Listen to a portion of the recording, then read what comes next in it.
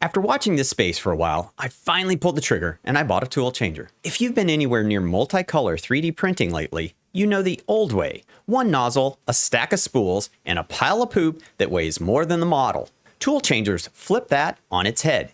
Every color or material gets its own dedicated hot end, so instead of purging filament on every single swap, the machine just swaps the tool. 2026 turned into the year this tech finally went mainstream, and right now there's a handful of machines you can actually buy or order today.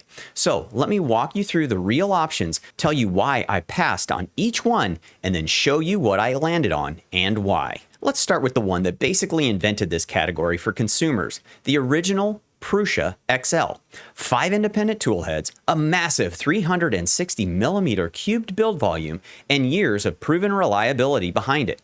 If you want the biggest, most established tool changer money can buy, this is it.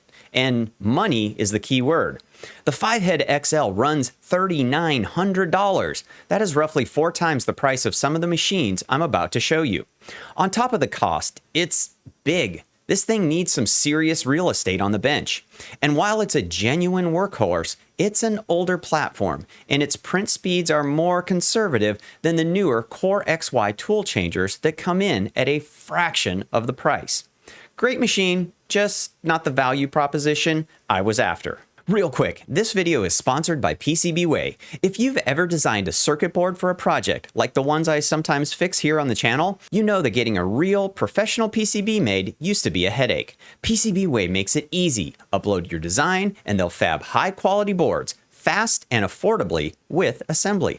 They also offer CNC machining, 3D printing, and sheet metal fabrication, all under one roof. New users can get a $5 welcome bonus, so you can get started with your first custom PCB order for as little as $5 plus shipping.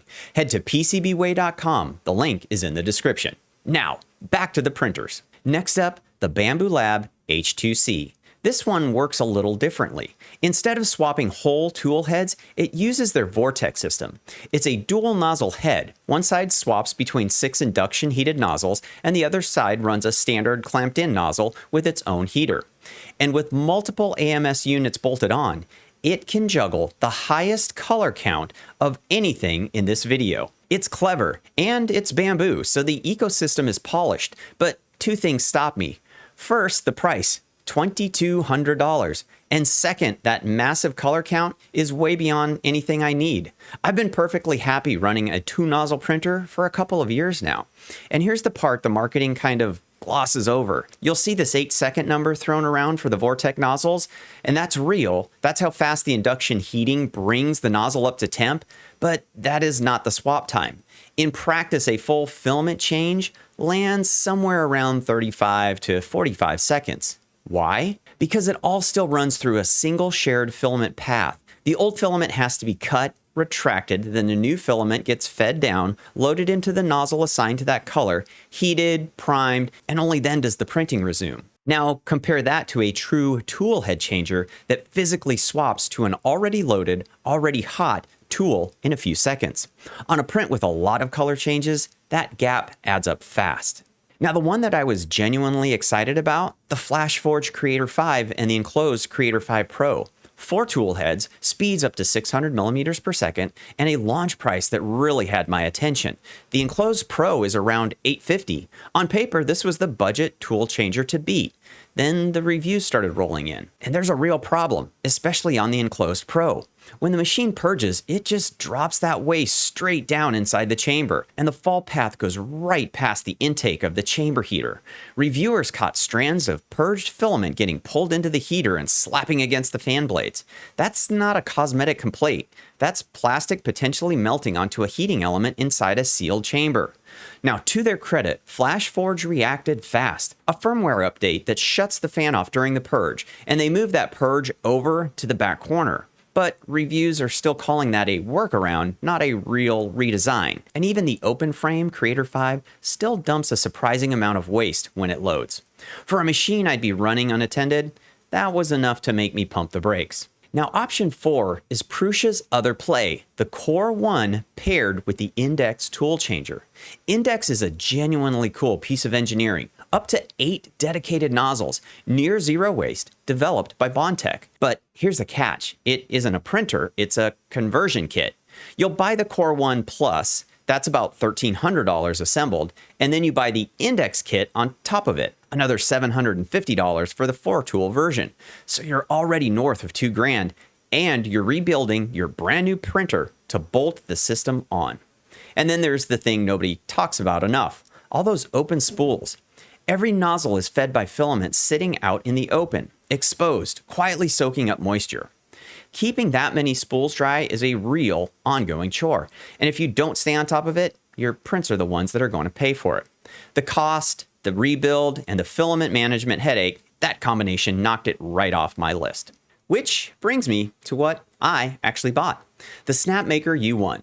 4 tool heads, real kinematic tool changing, swaps in about 5 seconds, Core XY motion at 500 millimeters per second, and it's $899. Nearly the cheapest true full tool head changer on the market.